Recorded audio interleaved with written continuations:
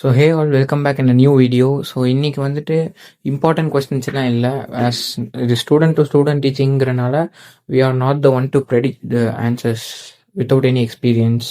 So நான் என்னோடய study plan என்னங்கிறத உங்களுக்கு ஷேர் பண்ணுறேன்.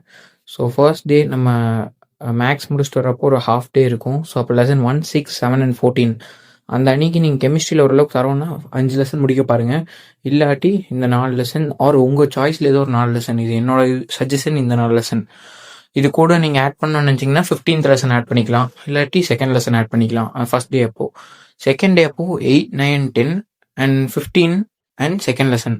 ஸோ இஃப் சப்போஸ் நீங்கள் 15 ஆர் செகண்ட் லெசன் ஃபஸ்ட் டேவே படிச்சிட்டிங்கன்னா அதுக்கு பதில் இன்னொரு லெசன் 3 or 4 or 5 அதில் ஏதோ ஒன்று உங்கள் சாய்ஸில் ஆட் பண்ணிக்கோங்க இங்கே. ஸோ நீங்கள் 14 and 15 ஃபுல் தரவாக இருக்கீங்கன்னா ஆர்கானிக்கில் சும்மா ஒரு வியூ பார்த்துட்டு 1 மார்க் பார்த்துட்டு போனால் போதும்.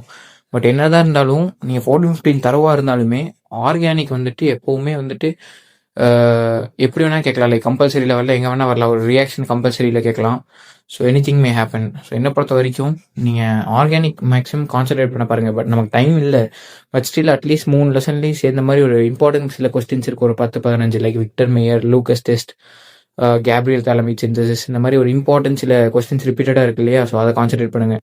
ஸோ அந்த மாதிரி ஒரு சில இது இருக்கும். ஒரு அந்த ஆர்கானிக்கில் ஒரு 3 லெசன்லேயே கிட்டத்தட்ட ஒரு 15 to 20 இம்பார்ட்டன்ட் கொஸ்டின்ஸ் இருக்குது, which is 2, 3 and 5 marks. So நம்ம அதை கான்சன்ட்ரேட் பண்ணாலே போதும். ஏன்னா நமக்கு டைம் வந்துட்டு 1.5 days தான் இருக்குது. ஸோ நம்ம ஃபிசிக்கல் இன்ஆர்கானிக்கில் கவனம் கொடுத்துட்டு ஆர்கானிக்கில் மீதி இருக்கிற டைம்லையும் படிச்சிடணும். ஏன்னா ஆர்கானிக்கில் உட்காந்தோம்னா நமக்கு போகிறோம் இந்த 3 லெசன் கவர் பண்ணுறதுக்கு ஒரு ஹாஃப் டேக்கு மேலே போயிடும். ஸோ மற்ற எதுவுமே கான்சன்ட்ரேட் பண்ண முடியாது. ஸோ வந்துட்டு மெஜாரிட்டிங்கிறது ஃபிசிக்கல் அண்ட் இன்ஆர்கானிக் இருக்குது. ஸோ அதுக்கு கொடுத்துட்டு இந்த மைனாரிட்டியில் இருக்கிற ஆர்கானிக்லேயும் இம்பார்ட்டண்ட்டாக நம்ம படிக்கணும். படிக்காமல் போகிறது வந்துட்டு ஒரு பிளண்டர் மிஸ்டேக்.